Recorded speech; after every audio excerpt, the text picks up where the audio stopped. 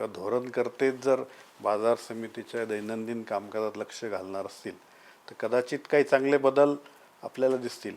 जसं बाजार समित्यांमध्ये शीतगृह किंवा कोल्ड स्टोरेजेस, अत्याधुनिक गोडाऊन्स, प्री कुलिंग सेंटर्स, प्राथमिक प्रक्रिया केंद्र हे होणं गरजेचं होतं. ते आजपर्यंत झालं नाही. या बदलामुळे कदाचित तसे बदल नवीन पायाभूत सुविधांचा विकास होऊ शकतो किंवा आर्थिक संस्था बँका वगैरे कर्ज द्यायला कुरकुर करायच्या. कारण दर 2-5 वर्षांनी संचालक मंडळात बदल होतात किंवा निवडणुका होतात. जर स्थायी तुमची यंत्रणा असेल आणि वरिष्ठ दर्जाचे अधिकारी त्यात असतील तर निधी उभारणी देखील सोयीची होऊ शकते. बरोबर.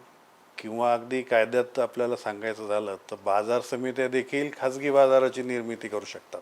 अच्छा. एक बाजार समिती प्रायव्हेट मार्केटचं लायसन्स घेऊन मार्केट ऑपरेट करू शकते बर. किंवा प्रक्रियेचं युनिट करू शकते. उदाहरणार्थ जुन्नर आहे किंवा नाशिक भागातल्या काही ठिकाणी टोमॅटोचं मोठं उत्पादन होतं. भाव कोसळले की आंदोलन होतात. तर याच बाजार समित्यांनी टोमॅटो केचप किंवा सॉस किंवा प्युरी तयार करण्याचे युनिट सुरू केले, प्रक्रिया, तर शेतकऱ्याला नक्कीच 2 पैसे जास्त मिळतील, बाजार समित्यांचा विकास होईल. किंवा कांद्याच्या संदर्भात तसंच आहे, किंवा द्राक्षापासून बेदाणे करणे, हे सर्व प्रक्रिया उद्योग स्वतः बाजार समित्या करू शकतात.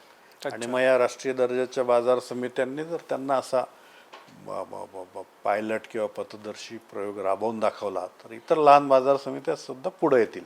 अच्छा. मला असं वाटतं की त्यासाठी काही काळ आपल्याला वाट पाहावी लागेल.